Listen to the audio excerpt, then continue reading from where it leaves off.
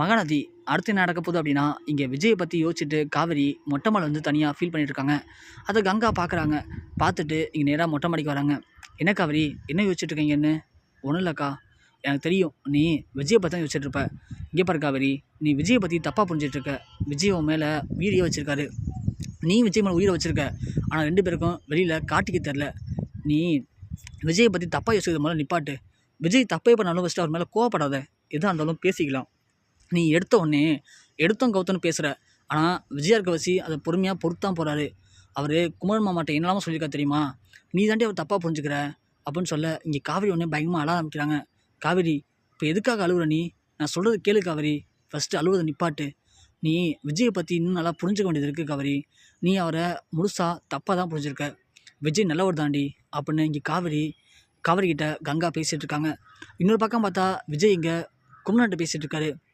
இல்லை ப்ரோ, நான் சொல்கிறேன்ல, அவளுக்கு நான் சர்ப்ரைஸ் பண்ணணுன்னு தான் நினச்சேன். ஆனால் அவள் தப்பாக புரிஞ்சுக்கிட்டா போல். அவள் என்னை சுத்தமாக டோட்டல் தப்பாக புரிஞ்சுக்கிட்டா. நான் தான் தப்பு பண்ணிட்டேன். இந்த சர்ப்ரைஸ்லாம் கொடுத்துருக்கூடாது.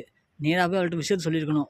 நான் சர்ப்ரைஸ் பண்ணணும்னு நினச்சி நான் ஒன்று பண்ண போய் அதை காவேரி ஒன்று புரிஞ்சுக்கிட்டு இப்போது இவ்வளோ பெரிய பிரச்சனை வந்து நிற்குது அப்படின்னு சொல்ல குமரனே, புரியுது ப்ரோ, நீங்கள் சொல்கிறதுலாம் கரெக்டு தான்.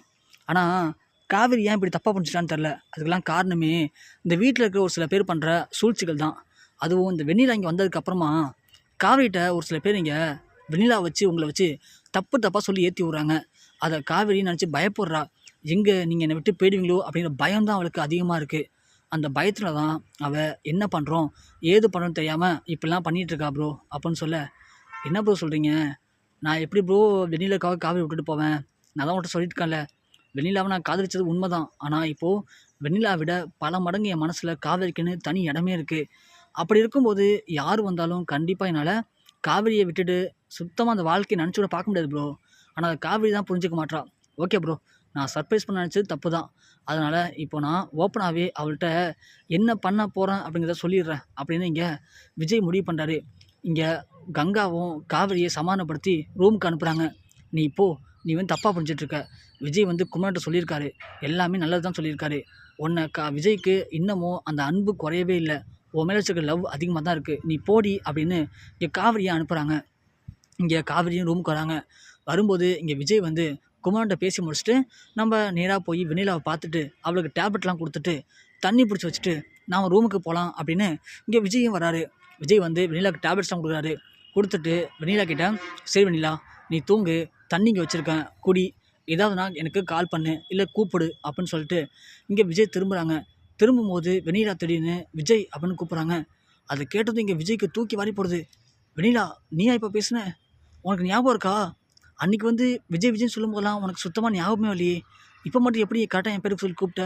சொல்லு வெண்ணிலா, அப்போது உனக்கு எல்லாமே ஞாபகம் இருக்கா அப்படின்னு இங்கே விஜய் வந்து வெண்ணிலா கிட்டே கேட்குறாரு. ஆனால் அதுக்கு வெண்ணிலா எதுவுமே பேசாமல் அப்படியே அழ ஆரம்பிக்கிறாங்க. உடனே விஜயாவுக்கு அழுக வருது. வெண்ணிலா, சொல்லு வெண்ணிலா, உனக்கு என்ன ஞாபகம் இருக்கா? உனக்கு எல்லாமே தெரியுதா? என்கிட்ட பேசு வெண்ணிலா அப்படின்னு சொல்ல வெண்ணிலா ரொம்ப அளவுக்கு அதிகமாக அழ ஆரம்பிக்கிறாங்க. அந்த அழுக சவுண்டு கேட்டு கரெக்டாக இங்கே காவேரி வந்துடுறாங்க. என்ன இது, வெண்ணிலா ரூமில் ஏதோ அழுக சவுண்டு கேட்குது அப்படின்னு காவேரி வெளியே வந்து பார்க்குறாங்க. இங்கே விஜய் வந்து கையை வெண்ணிலா பிடிச்சிருக்காங்க.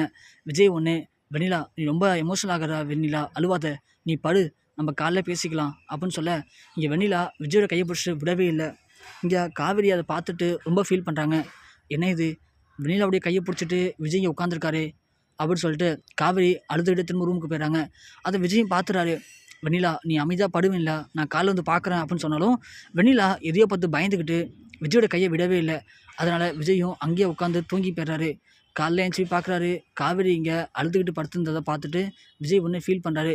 காவேரி நைட்டு ஃபுல்லாக விஜய்க்காக வெயிட் பண்ணி பார்த்துட்டு விஜய் வரவே இல்லை சோகத்தில் அவங்களும் அப்படியே தூங்கி போயிருக்காங்க.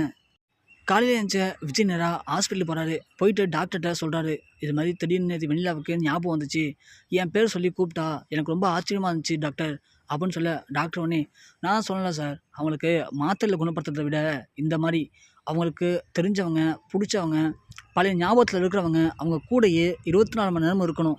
இருந்தால் கண்டிப்பாக அவங்களுக்கு எப்போ வேணாலும் எல்லாமே ஞாபகத்துக்கு வரும் அப்படின்னு டாக்டரும் சொல்கிறாங்க. சரிங்க சார் அப்படின்னு சொல்லிட்டு விஜய் வெளியே வந்துடுறாரு. வெளியே வந்த விஜய் நேராக வீட்டில் வந்து பார்க்குறாரு. ஆனால் காவேரி இல்லை. காவேரி அழுதுகிட்டு அவங்க வெளியில் போயிட்டதா அங்கே குமரன் சொல்கிறாரு. ஏன் காவேரி அழுதுட்டு போனா அப்படின்னு விஜய்க்கு ஒன்றுமே புரியவே இல்லை. ஏன்னா இங்கே நைட் நடந்ததை எல்லாத்தையுமே ராகினி பார்த்துட்டாங்க. பார்த்த ராகினி காலையில் கரெக்டாக விஜய் ஹாஸ்பிட்டல் போனதுக்கப்புறமா நேராக போயிட்டு காவேரிட்ட பேசுகிறாங்க. என்ன காவேரி, நைட்டு பெரிய ஒரு சென்டிமெண்ட் சீன் நடந்துச்சு, நானும் பார்த்துட்டு தான் இருந்தேன். நான் தான் சொல்கிறேன்ல, உனக்கு விஜயை வந்து பிடிச்சிருக்கு, ஆனால் விஜய்க்கு உன்னை இப்போ பிடிக்கலையே.